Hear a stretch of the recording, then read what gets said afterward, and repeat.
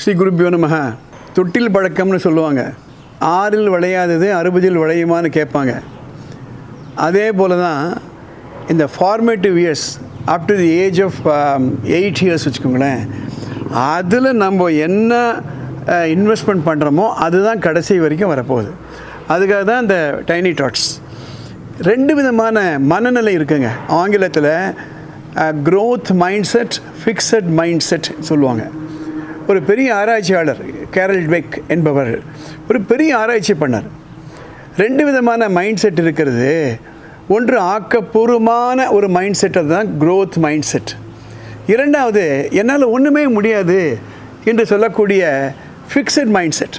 இந்த சின்ன வயசுலேருந்து ப்ரீகேஜியிலிருந்தே அந்த க்ரோத் மைண்ட் செட்டை நம்ம வளர்க்கணும். இப்போ என்ன நடக்குது யோசனை பண்ணி பாருங்கள்.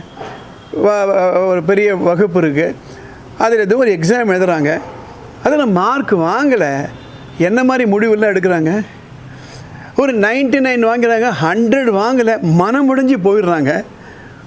ஒரு ஐடியில் சீட் கிடைக்கல, ஒரு நீட்டில் கிடைக்கல, அவ்வளோதான், என்னால் ஒன்றுமே முடியாதுன்னு இருந்தீங்களா இல்லையா?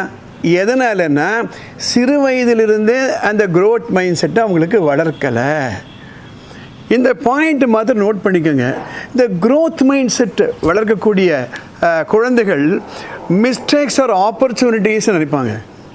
ஆமாம், நான் தவறு செஞ்சேன், அந்த தப்பு நடந்து போச்சு, ஆனால் அது ஒரு சந்தர்ப்பமாக பயன்படுத்தி கூட நான் வளருவேன். இரண்டாவது, setbacks are part of learning process. அதாவது இந்த தவறிலிருந்து, இந்த ஃபெயிலிருந்து நான் என்ன கற்றுக்கொண்டேன், what's my learning point today. கீழே விழுந்துடுறா, சரி எழுந்த உடனே எதனால் நான் விழுந்தேன், இல்லை ஒரு ஸ்பெல்லிங் மிஸ்டேக் பண்ணிடுறா, எதனால் இந்த ஸ்பெல்லிங் மிஸ்டேக் பண்ணேன். That is point number 2. Point number 3, intelligence can be developed. அதாவது எனக்கு இருக்கக்கூடிய புத்திசாலித்தனம் கொஞ்சம் தான்.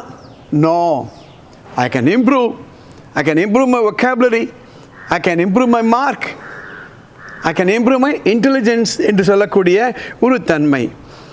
4வது, தி எம்ப்ரேஸ் சேலஞ்சஸ். அது ஒரு போட்டி நடக்குதுன்னா போய் கலந்துக்கணும். கஷ்டமான போட்டியாக நான் இன்னும் அதிகமாக கலந்துப்பேன். இந்த மாதிரி வளர்க்கக்கூடிய குழந்தைகள் தான் பிற்காலத்தில் பெரிய பெரிய சேலஞ்ச், ஆல் இண்டியா லெவலில் நான் சேலஞ்ச் பண்ணுவேன் அப்படின்னு வருவாங்க. 5வது, ஓப்பன் டு ஃபீட்பேக். ஒரு விமர்சனம் பண்ணால் அது எடுத்துக்கணுமா வேணாமா? ஆமாம், உன் எழுத நல்லா இல்லை, எடுத்துக்க மாட்டேன்னா. ஆமாம், நீ இன்னும் நல்லா படிக்கணும், எடுத்துக்க மாட்டேன்னா. ஸோ ஃபீட்பேக், விமர்சனங்களை ஆக்கப்பூர்வமாக எடுத்துக்கொள்ளுதல். 6வது, focus on process and not on result. அதாவது ஒரு எக்ஸாமுக்கு படிக்கிறோம், நான் கஷ்டப்பட்டு படித்தேன், அதுதான் முக்கியம். நான் படித்த ரிசல்ட் வரல, அதனால் படிக்க மாட்டேன். நோ. ஸோ ப்ராசஸில் நம்ம ஃபோக்கஸாக இருக்குமா அல்லது ரிசல்ட்டில் நம்ம ஃபோக்கஸாக இருக்குமா? ஒரு பள்ளிக்கூடத்தில் ஸ்போர்ட்ஸ் டே வருது, எல்லா ஸ்போர்ட்ஸ்லையும் கலந்துக்கணும். நான் ஃபஸ்ட் ரேங்க் வந்தால் தான், இல்லை கோல்டு மெடல் வாங்கினா தான் நான் கலந்துப்பேன். என்னை விட அவங்களாம் வேகமாக ஓடுவாங்க, நான் மாட்டேன். நோ, அவங்க வேகமாக ஓடி ப்ரைஸ் வாங்கட்டும், நான் வேகமாக ஓடி கற்றுப்பேன் என்ன நினைக்கக்கூடிய ஒரு மனநிலை.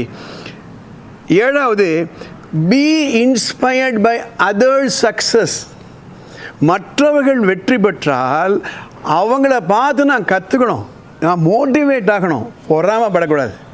ஆக இந்த 7 growth mindset we are developing சின்ன வயசுலேருந்தே. எங்களுடைய வகுப்பில் இருக்கக்கூடிய ஒவ்வொரு எக்ஸசைஸும் இதை நோக்கி இருக்கும்.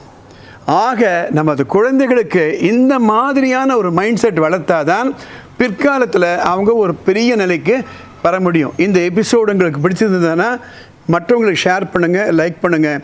அடுத்த எபிசோடில் பார்க்கலாம்.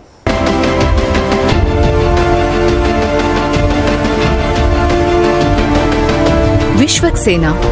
It is not just an institution, it is an experience.